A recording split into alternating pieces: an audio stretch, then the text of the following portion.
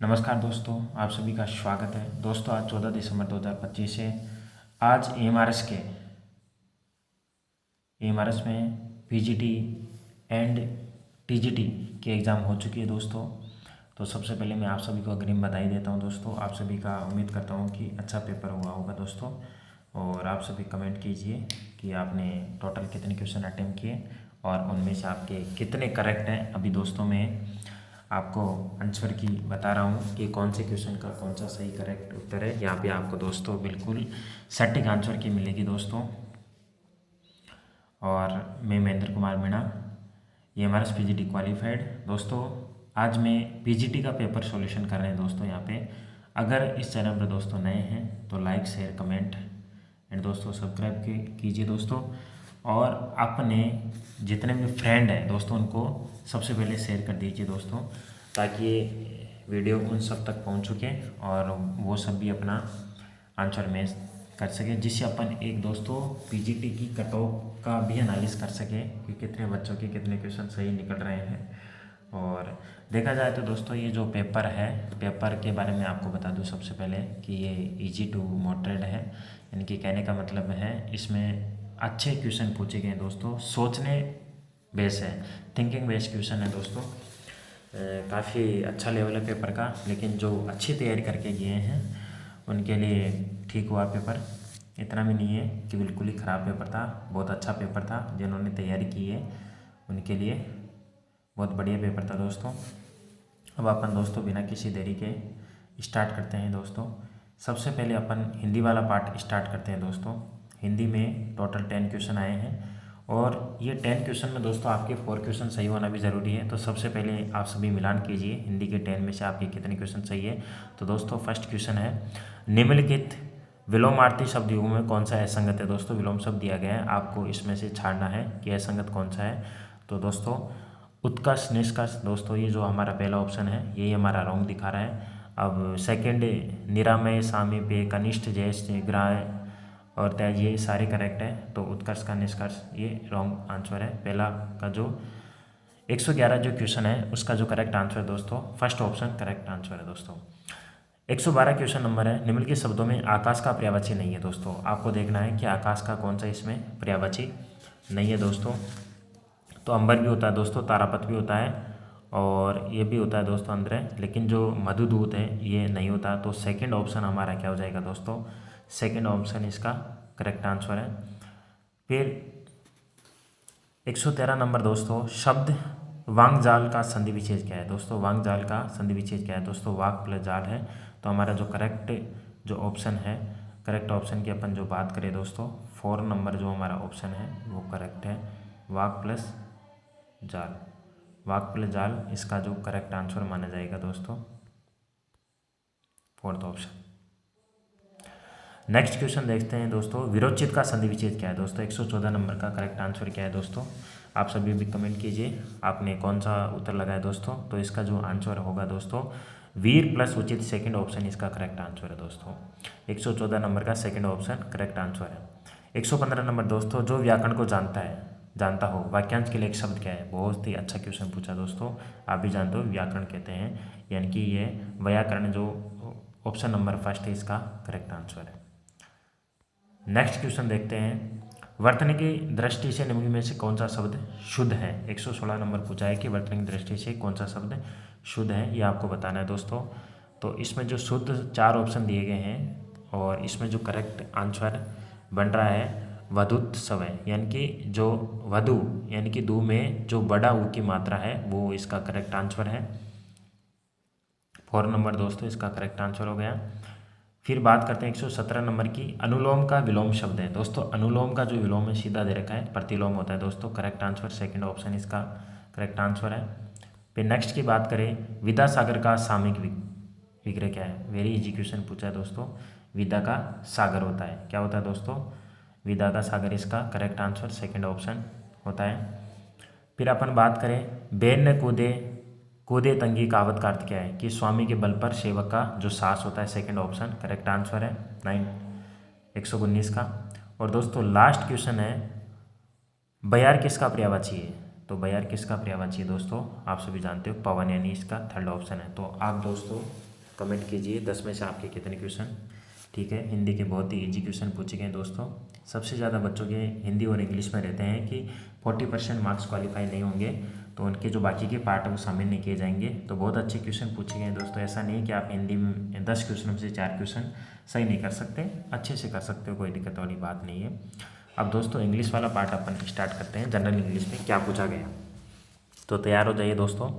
101 number जो question है वो है Kamala was all alone when I show her. तो दोस्तों जो अंडरलाइन दी गई उसका पार्ट ऑफ स्पीच पूछा है।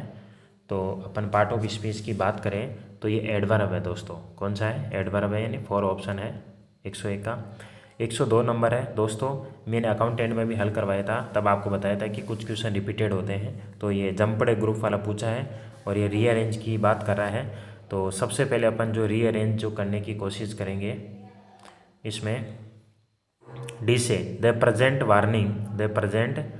वार्निंग, और उसके बाद में रीअरेंज होगा इज मिल्ड कॉन्ट्रास्टेड, फिर होगा दोस्तों विथ वाट, और जो लास्ट है बी रिसीव्ड लास्ट ईयर, यानी कि डी ऑप्शन किस में से, तो 4 नंबर ऑप्शन में डी से स्टार्ट है। तो इसका 4 नंबर करेक्ट आंसर हो जाएगा दोस्तों। 4 नंबर इसका करेक्ट आंसर है। 103 है दोस्तों, इंटेजरिटी का हमें पूछा है मीनिंग, अपोजिट मीनिंग क्या है इंटेजरिटी का। आप भी जानते हो जो अपोजिट जो मीनिंग होता है वो फ्रेजिलिटी होता है। सेकंड ऑप्शन करेक्ट आंसर है। 104 नंबर का दोस्तों इसमें एरर पूछा गया है कि 1 my way to school I found 50 rupees note. दोस्तों ये एक कॉमन सेंस है कि 50 रुपी होता है, 50 रुपीज़ नहीं।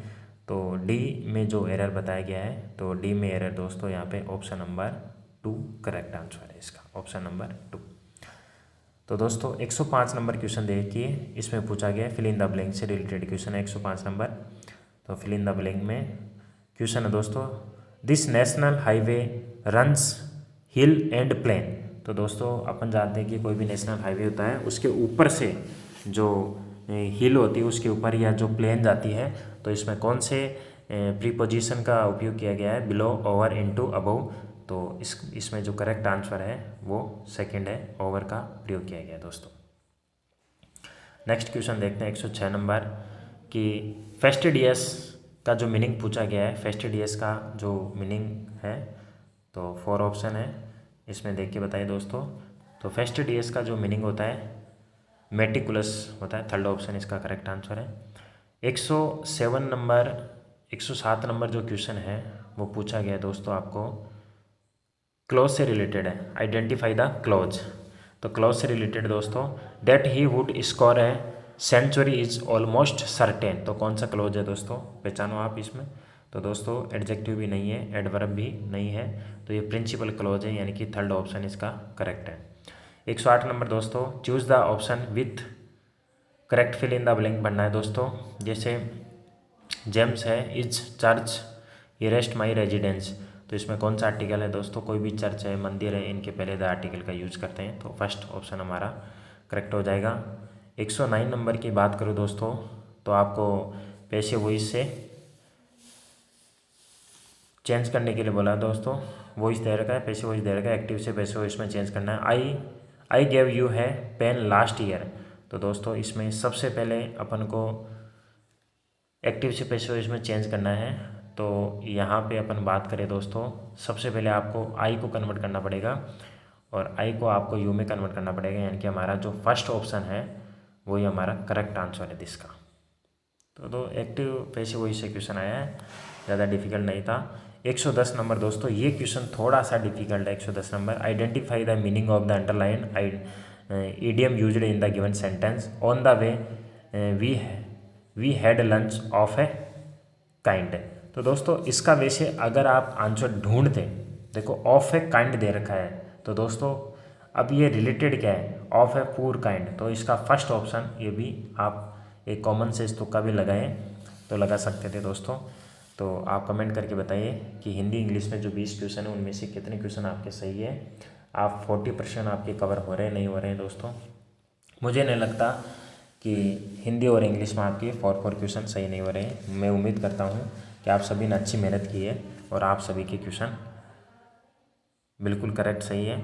उसके बाद में दोस्तों अपन एक आईसीटी की बात करते हैं दोस्तों।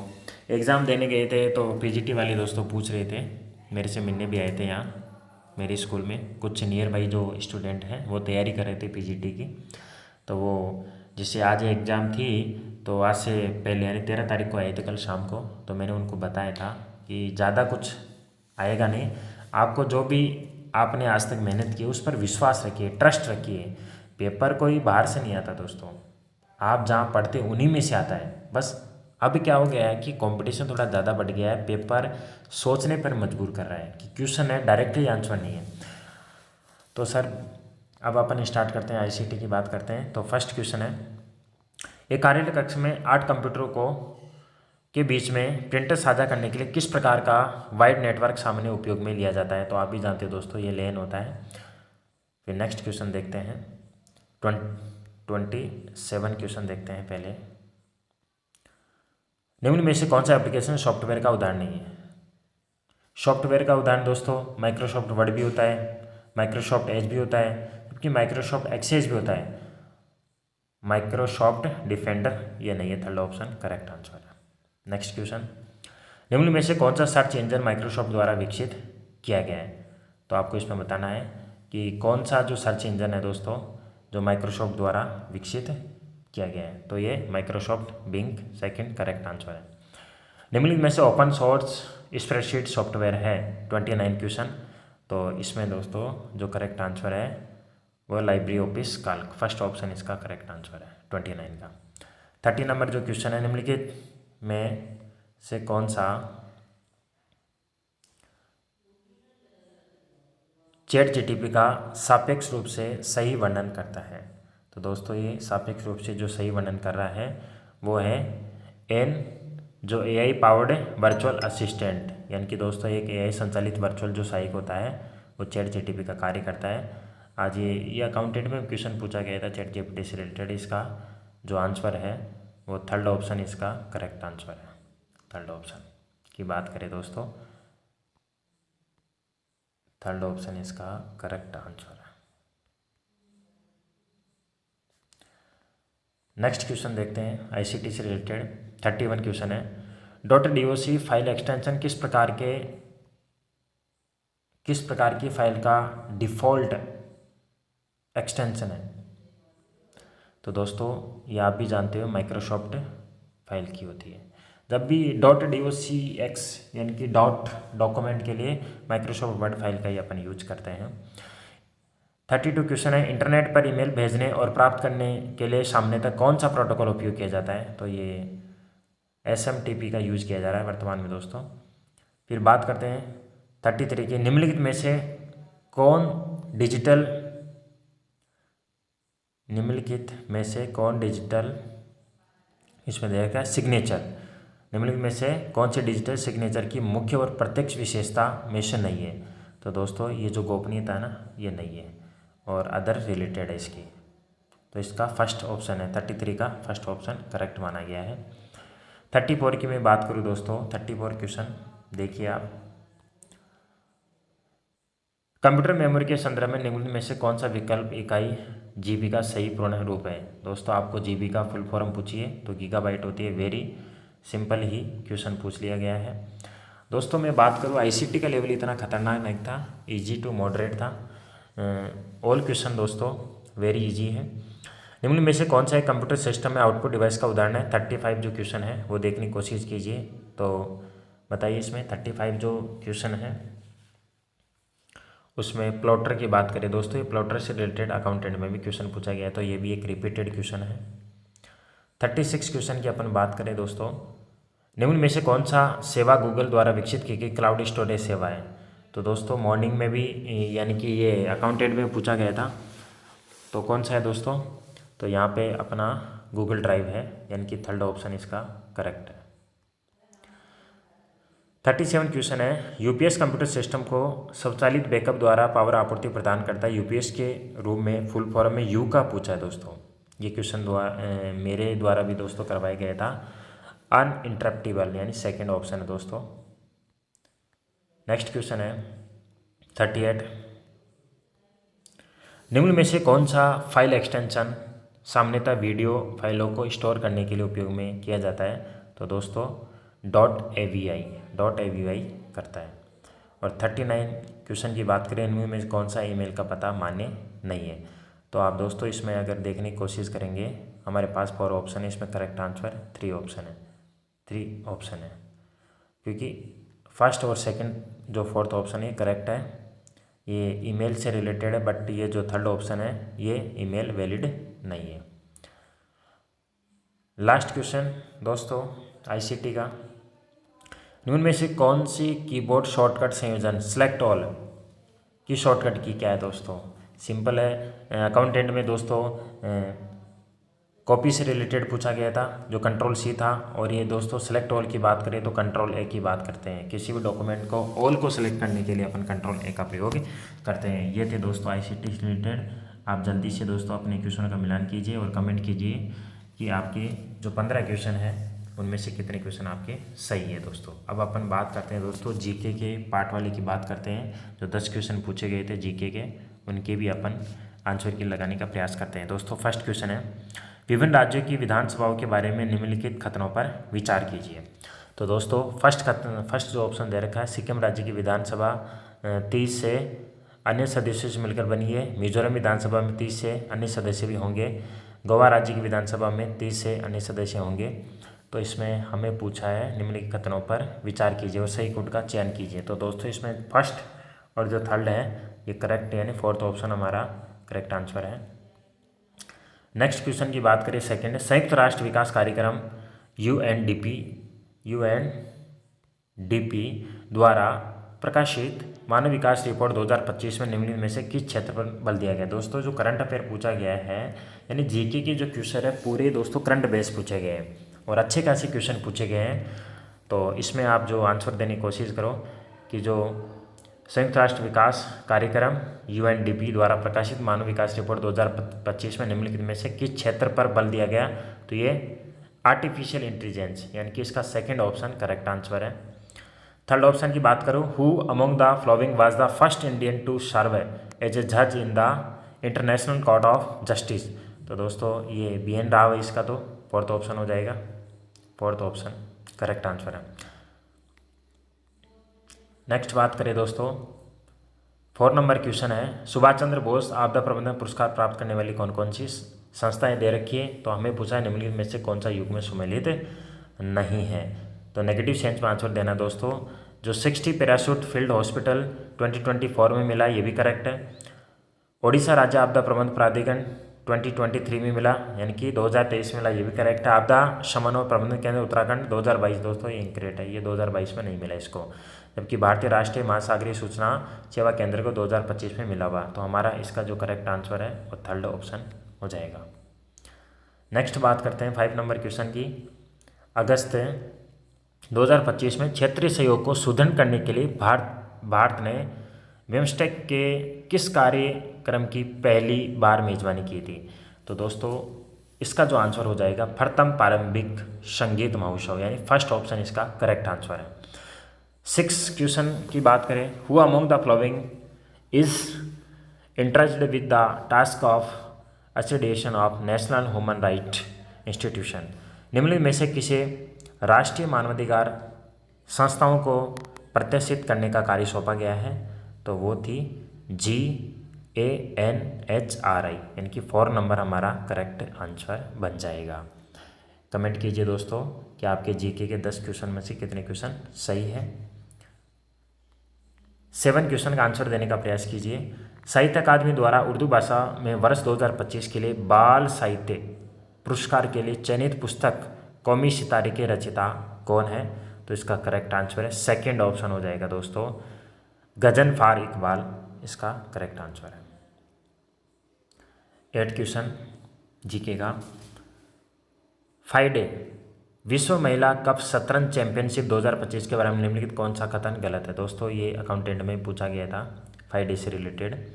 तो इसमें जो ऑप्शन हो जाएगा हमारा, दिव्या देशमुख ग्रैंड मास्टर खिताब जीतने वाली चौथी भारतीय जो महिला बनी, ये भी करेक्ट ऑप्शन है। फर्स्ट भी, भारत की कॉन्ट्रो हम्पी टाई वेंकर में अंतिम पारी में पराजित हो गई, ये भी करेक्ट आंसर है। भारत की दिव्या देशमुख ने ये चैंपियनशिप जीता, ये भी करेक्ट है। ये चैंपियनशिप लातवानिया में आयोजित हुआ दोस्तों, ये इनकरेक्ट है। लातवानिया में दोस्तों ये आयोजित ही नहीं हुआ, तो ये इनकरेक्ट आंसर है। तो हमारा जो 8 क्वेश्चन है इसका जो करेक्ट आंसर है वो 4 नंबर हो जाएगा दोस्तों, 4 नंबर हो जाएगा। नेक्स्ट 9 नंबर की बात करें दोस्तों, वर्ष 2024 में हुए साधारण निर्वाचन में निम्नलिखित में से किस राज्य में महिला मतदाताओं की संख्या सर्वाधिक रही, किस राज्य में? तो दोस्तों इसका जो करेक्ट आंसर है वो 3rd नंबर इसका करेक्ट आंसर है। असम की बात करते हैं अपन। और दोस्तों आज का लास्ट क्वेश्चन जीके का, भारत में निम्नलिखित में से शिक्षा का अधिकार अधिनियम के अंतर्गत बालकों की शिक्षा के अधिकार के प्रबंधन का दायित्व किसे सौंपा गया है? फर्स्ट ऑप्शन है राष्ट्रीय शैक्षणिक योजना और प्रशासन संस्थान को सौंपा गया है, NIEPA को, शिक्षा मंत्रालय को सौंपा गया है, राष्ट्रीय बाल अधिकार संरक्षण आयोग को सौंपा गया है और राष्ट्रीय शैक्षणिक अनुसंधान प्रशिक्षण परिषद को सौंपा गया है। तो दोस्तों ये बालकों की शिक्षा के अधिकार की बात की जाए तो राष्ट्रीय बाल अधिकार संरक्षण आयोग को सौंपा गया है। यानी कि दोस्तों इसका जो करेक्ट आंसर की बात करें तो 3rd ऑप्शन करेक्ट आंसर हो जाएगा दोस्तों, 3rd ऑप्शन इसका करेक्ट आंसर है दोस्तों। उम्मीद करता हूँ दोस्तों आप सभी ने मैंने जो आंसर की बताइए उससे मिलान करके बताइए कि आपने कितने अटैम्प्ट किए थे, उसमें से कितने क्वेश्चन आपके करेक्ट हैं और कितने क्वेश्चन आपके गलत हैं। इससे अपन एक अंदाज़ा लगा सकते हैं पीजीटी का कि कितनी कट ऑफ जा सकती है। फिर उसके बाद में मैं इसकी फाइनल कट ऑफ भी बताऊँगा। अभी सभी बच्चों के मेरे पास आए नहीं है, ये पेपर का रिव्यू है। बट मैं एक बात कहूँगा कि इसमें जो क्वेश्चन पूछे गए थे, मैं बात करता हूँ सबसे पहले हिंदी के ज़्यादा डिफ़िकल्ट नहीं थे। आप इजीली 4 क्वेश्चन अचीव कर सकते हो, 40% क्राइटेरिया क्लियर कर सकते हो। इंग्लिश में भी कर सकते हो, एक 10 नंबर थोड़ा क्वेश्चन ऐसा ही था। उसके अलावा ICT के भी ज़्यादा डिफ़िकल्ट नहीं है। और जीके की बात करें तो जीके के जो करंट अफेयर के ज़्यादा क्वेश्चन पूछे गए थोड़े से टफ थे। जीके में 4-5 क्वेश्चन ही थोड़े ईजी थे और बाकी के सारे क्वेश्चन ही थोड़े अच्छे लेवल के पूछे गए हैं। आप भी जानते हो दोस्तों कि वर्तमान में क्या है, कंपटीशन ज़्यादा हो गया। कंपटीशन ज़्यादा हो गया तो जो पेपर का जो लेवल है वो थिंकिंग बेस आ रहा है। और मैं उम्मीद करता हूँ दोस्तों आप सभी मिला के अच्छे से मेहनत किए हैं। मैं उम्मीद कर रहा हूँ आप सभी के अच्छा स्कोर कर रहे हो आप। और कमेंट करना ज़रूर, फिर मैं आपकी इसको कट ऑफ भी बताऊँगा दोस्तों। और इसका जो पार्ट B है, टायर 2 है, इसकी तैयारी भी दोस्तों में जो PGT कॉमर्स है इसकी मैं इसी YouTube चैनल पर कराऊँगा आपको। लेकिन आप कमेंट करिए दोस्तों, शेयर कीजिए, सब्सक्राइबर कीजिए दोस्तों। मैं ऑलरेडी AMRS PGT कॉमर्स में सेलेक्टेड हूँ। तो जो भी KVS, NVS, AMRS के स्टूडेंट हैं और जो तैयारी कर रहे हैं दोस्तों सब्जेक्ट से रिलेटेड, हमें टायर 2 से रिलेटेड जितने भी जो MCQ बेस है, टॉपिक वाइज मैं MCQ लाने वाला हूँ। पहले आप इस चैनल से जुड़िए, कमेंट कीजिए दोस्तों। Thank you. फिर मिलते हैं नेक्स्ट अगले सेशन में।